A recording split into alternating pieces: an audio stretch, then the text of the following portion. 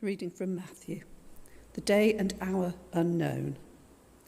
But about that day or hour no one knows, not even the angels in heaven, nor the Son, but only the Father. As it was in the days of Noah, so it will be at the coming of the Son of Man. For in the days before the flood, people were eating and drinking, marrying and giving in marriage, up to the day Noah entered the ark. And they knew nothing about what would happen until the flood came and took them all away. That is how it will be at the coming of the Son of Man. 2 men will be in the field, one will be taken and the other left. 2 women will be grinding with a handmill, one will be taken and the other left. Thanks be to God for his word.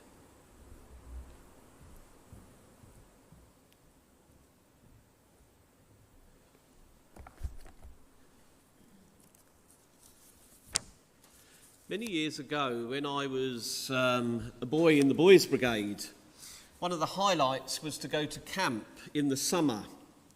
And one of the things that used to always worry me about going to camp was being on the coach. And when I learnt to drive, I actually tried not to go on the coach at all, but go in my own car. 2 things about the coach. One, I have a phobia about being sick or other people being sick. And you might find it hard to believe that I worked in care for so many years, but I still had a phobia about that. I could deal with poo and I could deal with wee, but I cannot deal with sick. That just does me. And that used to always put me off going on the coach. The second thing that put me off going on the coach was the question, are we there yet?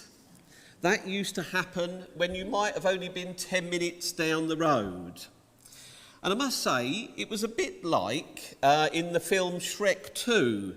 Shrek, Fiona and Donkey are about to set off for happy ever after. And they're going on there to find their destination. This clip that you might be able to sort of pick up on YouTube shows Donkey getting very excited and wondering how long the journey would take. He wanted to get there and he kept asking, are we there? Are we nearly there? He was constantly anticipating and he was constantly wanting a positive answer to his request. And of course, that answer never came until all of a sudden it did. They had arrived, and when they did, it took them by surprise. Well, we're going to be told in our readings today to get ready, to be prepared, because we do not know the time and we do not know the hour. It's no great mishap that the 2 main festivals of the church's year are preceded by a penitential season. Obviously, before Easter we have Lent, and before Christmas we have this period of Advent. And it is good in the period of Advent to think more about getting ready, to think more about our lives with Christ, our devotion to him.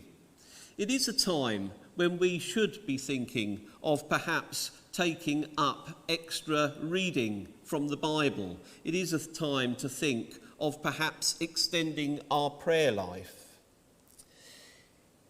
I quite like Advent. I think it's a nice season of the church's year. And of course, with Advent starts the new lectionary for next year. And obviously, we will be looking at Matthew as our sort of gospel for the whole of the year. But it's a good time. It's a good time to pick up the new lectionary and to actually start. We have to be prepared. We have to be ready. We do not know the hour or the day. Amen.